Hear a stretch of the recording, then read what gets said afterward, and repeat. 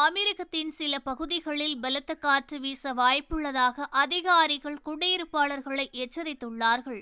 அபுதாபியின் சில பகுதிகளில் வசிப்பவர்கள் வெளியே செல்லும் போது கூடுதல் கவனமாக இருக்க வேண்டும் என்றும், ஏனென்றால் தூசி நிறைந்த சூழ்நிலை அவர்களின் பார்வை திறனை பாதிக்கலாம் என அதிகாரிகள் கூறியுள்ளார்கள். அமெரிக்கத்தின் தேசிய வானிலை ஆய்வு மையம் வெளியிட்டுள்ள முன்னறிவிப்புகளின்படி அல் ரூவைஸ், அல் மிர்ஃபா, கப்சான், சீலா மற்றும் லிவாவின் சில பகுதிகளுக்கு மஞ்சள் எச்சரிக்கையும் விடுக்கப்பட்டுள்ளது. அபுதாபி காவல்துறையானது வாகன ஓட்டிகளை எச்சரிக்கையாக இருக்குமாறும் மோசமான பார்வைக்கு மத்தியில் கவன சிதறல்களை தவிர்க்குமாறும் கேட்டுக்கொண்டுள்ளது. அதிவேக காற்றினால் புழுதி மேகங்கள் எழ வாய்ப்புள்ளதால் வாகனங்களில் பயணிக்கும் போது, சாலைகளில் நடந்து செல்லும் போதும் கவனமாக இருக்க வேண்டும் என அபுதாபி அதிகாரிகள் மக்களை எச்சரித்துள்ளார்கள்.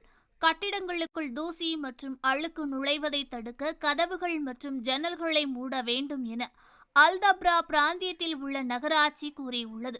பாதகமான சூழ்நிலையில் வாகன ஓட்டிகள் போக்குவரத்து விதிகளை கண்டிப்பாக கடைபிடிக்க வேண்டும் என அபுதாபி காவல்துறை கூறியுள்ளது.